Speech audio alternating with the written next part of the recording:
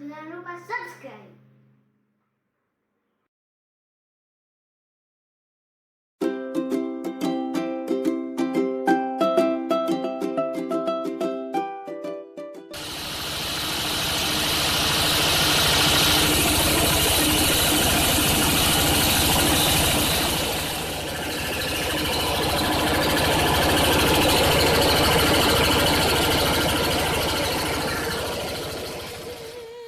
Budaya kopi di Kabupaten Garut telah tercatat sejak berabad-abad lalu, terutama di daerah Pamojang hingga ke Papandayan.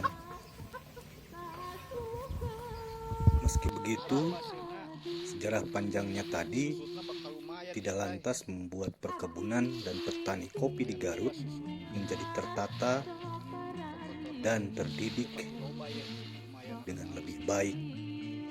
Sangat disayangkan memang, karena buah kopi dari Kabupaten Garut ini memiliki kualitas yang sangat istimewa. Tapi sudahlah, karena bukan itu juga tema pembahasan kita kali ini. Suatu hari, saya dengan beberapa orang teman pergi ke sebuah tempat tepat di bawah kaki Gunung Puntang. Di sana kami bertemu seorang petani.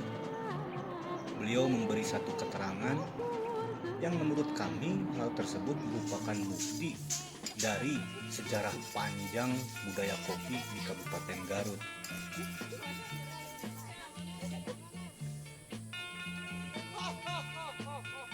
Anggalarang, ya, istilah untuk sebuah tata olah kopi atau proses pasca panen kopi yang secara turun-temurun telah mereka lakukan di sana.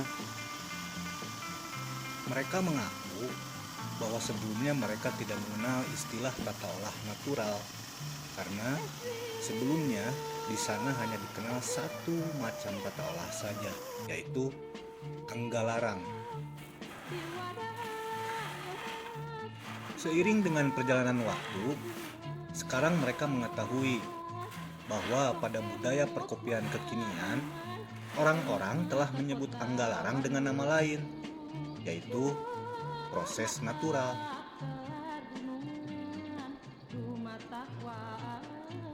Buat saya, istilah anggalarang ini merupakan salah satu bukti yang kuat yang menyatakan bahwa budaya perkopian di Tatar Garut khususnya telah berada sejak lama, jauh sebelum masuknya istilah-istilah asing semacam natural proses, full wash, honey, anaerobik, dan lain-lain masuk di dalam budaya perkopian Nusantara.